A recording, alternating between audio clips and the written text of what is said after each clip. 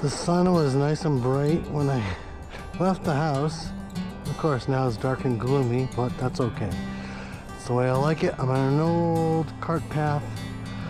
First time, found an interesting piece of iron, but I don't have time to show you right now. Hi, just want to step in and narrate for a little bit and give you some backstory. So, this is the end of January 25. I had purchased this camera, the Insta360S, as a present for myself for the holidays, and bought it at one of the big sales and all that. So at this point, I was just getting used to how to use the camera, where to mount it on my body, and I had no idea that I would be sharing this video one day with an audience. Not my intention, and had no clue what a monumental day this would be for me. So I'll step in every now and then and narrate during the boring parts. But there's a few boring parts. I can't believe I just got this out of there in one piece. This is the spoon I saw last time, but the ground was too frozen to get to it. And it just kind of came out by itself. I don't know if that's silver plating or what. A little shiny there. But it's all rusted, so maybe it was like silver plated steel. I don't know. Wow. Glad I came back for this. What else can I find? So here's one of the boring parts. Let me give you some more background. This site is probably where I found my first colonial relics. Definitely my first flat buttons. The first flat button was right in the hiking trail that's directly in front of an old foundation. And funny thing is, and I still swear to myself, I found the first dandy button at this site. It's actually around the corner from where I am right now, but same neck of the woods. And it was about 8 inches down, a large flat button, really thin, definitely warped and beat up and corroded. And when I pulled it out, I swear I saw 2 letters in the middle that said CW. And at that point, I had never heard of a George Washington inauguration button. You can't recognize anything on it now, though.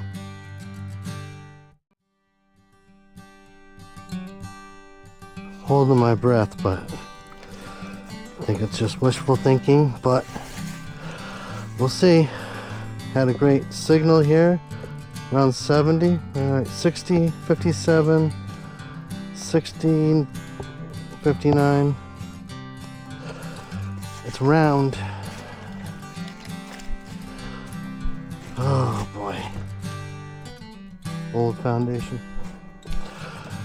This is the site where I find all my buttons, and there's another one. Yep, that is another one.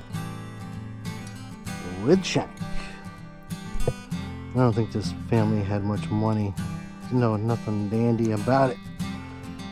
Could be a Tomback, but I don't see any fancy. Ah, I love buttons. It's a possible signal down there. I might try to get another one. Wish me luck. Oh my goodness, folks. Here next to the foundation. Something round. Let's hope it's not a button. Let's try to get this. Maybe not. You see the imprint right there? And I flipped it out. It's right there. It looks like I bet it's like a... It's a fancy button. Oh my goodness. Look at that. Can you see it? I hope you can see it. Okay, so like I said, I was getting used to the camera. It's on a clip on my baseball cap, so I figured that would probably be the best way. It also comes with a mount where you can hang it around on a pendant, a magnetic pendant that goes around your neck, but I like it on my baseball cap. And you can flip it up and down like outward or down to your feet, and obviously you can't see the button right now, but you can barely see it. So I was working on my technique and never intended for anybody to see this video. Now you'd go home and I'd take a look at the videos and figure out what I had to do differently the next time. But yeah, that was a beautiful convex button, a lot of dimples on it, gilded, and you'll see some close-ups of it coming up in a bit. But yeah, this is the site where I found a lot of cool stuff, a lot of colonial stuff. I've been doing some research on the people who used to live there. Hopefully I can put together like a little presentation on this site someday and all the cool things I've found. All right. Without further ado, the moment I've been waiting for. I can't believe I've just been digging here for the past 10 minutes. Some kind of a small stone piling here. Dug and dug and dug. You're gonna check this out. This is really cool. Monkey wrench. I don't know if that's an adjuster. Something's in there. Got some one piece of iron, but now I was almost ready to give up. I swear I was gonna give up. I was just about to give up. Never give up. Tiny shank for such a huge button. Wow. Turn this off. Oh, it was on. It was off. I still can't get over how ironic that was. You heard me. I was just like, wow, I'm so glad I didn't give up. And at this point, I had no idea what that was.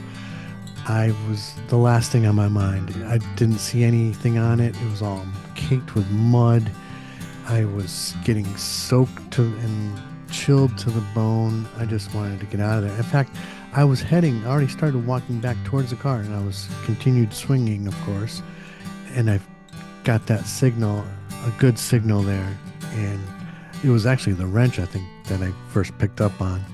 But I kept swinging and finding more signals. You know, almost didn't come out today. Earlier in the week, it was supposed to be sunny and warm. I took half a day off. And as we got closer, the forecast kept saying rain, rain, rain, rain all day. It's been drizzling, but definitely worth coming out. Oh, so good. Yeah, definitely worth coming out, no doubt. I never have a problem really motivating myself to get out there, but others maybe have to remind themselves that you never know what's out there. Your next find could be the most amazing thing you've ever found. But so this is my finds. Really love the wrench that I found, and my uncle showed me how to do electrolysis, and I think that was the first thing I did.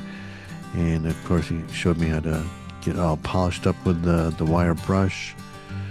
It actually is in working condition. It came out really nice. And then there's the spoon. So that spoon was the whole reason why I went back there to the site. I had been there the week prior, and the ground had just frozen up, and I saw the end of the handle sticking out of the ground, out of the hole that I had made, and I just didn't want to chance chipping away at the ice at the hard ground. So I decided to I didn't think anyone else was going to find it, so I waited, and good thing I did, because it came out in pretty good condition there. Iron nails and a lot of mud. And I found 3 buttons. So as I mentioned earlier, I just went home. I was cold and soaking wet, and I took everything out of the car, put it in the garage, and I just went upstairs because I wanted to take a hot shower. So I didn't do anything that night. That was a Friday night. Saturday morning came along. I think I went down and I took this picture right here. They were still wet. I didn't wash them off or anything or rinse them, but I could tell the top left button, the small flat button, the dimpled button, nice fancy one on the bottom, and then of course the infamous one on the top right there. But you can't see anything there. It just looks like a flat dandy button. So Saturday morning, I took this picture and I think I posted it online on Instagram. And yeah, going out on a cold, rainy day, so worth it. Then I went and I did my thing on Saturdays and came back Saturday night, and I finally had a chance to actually clean up the buttons. And as soon as I cleaned up the dandy button, I saw an image. And I'm like, whoa, I thought that it was maybe a military button from the Revolutionary War. Totally clueless on what it actually was. So at the time, I knew there was a couple of different varieties of the George Washington button, but it just wasn't fresh in my memory. I remember kind of the GW in the middle and the one with the concentric circles, one for each of the colonies. But yeah, I didn't remember the chicken one, the skinny eagle that looks like a chicken. Anyhow, I posted it up on Instagram once I had it all cleaned up, and right away people were reaching out. Let's go digging. Congrats on the GW button, copper stacks. Looks like you done did it. And I'm like, wait, what? I did what? What? At the time, I thought it was just a Revolutionary War, maybe military button, because like I said, I didn't know about the skinny chicken eagle. I quickly did some research and found the couple examples, and I'm like, whoa, my heart dropped to the bottom of my stomach, and I was just completely flabbergasted. I made sure, I'm like, oh, I'm going to take care of this one. No more cleaning, no more nothing. I'm not doing anything. I put some Ren wax on it. That's it. That is it. And it's now the only thing I really keep out. All my finds are bagged up and ready to go to the local historical societies and museums, but this is the only thing I want to keep. So I did some research and found some nice, beautiful pictures, gilded, what it looked like back then. Did some research, immediately went out and bought Albert's book that I've heard so much about, Record of American Uniform and Historical Buttons Bicentennial Edition. I think that's why I got such a good deal on it. Man, these books go for like $300-$400. You gotta wait until you get a good deal. I got it for $100, luckily. So I immediately looked up the George Washington buttons, and mine is the 12C. It's got 63 marks around the border. It's a 35 millimeter. It's graded R2 for scarcity. Now, this edition came out in 1976, so I'm sure it's at least R1 now, if not R0, whatever. But yeah, back then, 51 to 75 examples. Mine has got to put it into at least 76 now. Here it is in the backside, the nice shank intact, really tiny. That was like the first thing I noticed, that it had a small shank pressed down. Don't see any marks on the back. You can kind of see the border, the marks coming through on the back that were punched from the front. And there she is, with some verdigris still on there. I don't know if that's gilting still in, in the engraved parts and the pressed in parts. I don't want to clean it anymore. If I do anything to it, I'll have a professional clean it for me, but not me. It's got a little kind of roughing on the right side there, but that's okay. I'm happy with what I have. My George Washington inauguration 1789 button. Hopefully the first of many more. Well, thanks for watching. I hope you enjoyed and hope you maybe learned a little bit. If you didn't know much about George Washington buttons, maybe it'll inspire you to do some research of your own and get out there and find your own. So I hope you do. Get that scarcity number down a little bit. I don't care. I've got mine. That's all that matters. Well, thanks for watching, and I hope you see me again. Take care, everybody.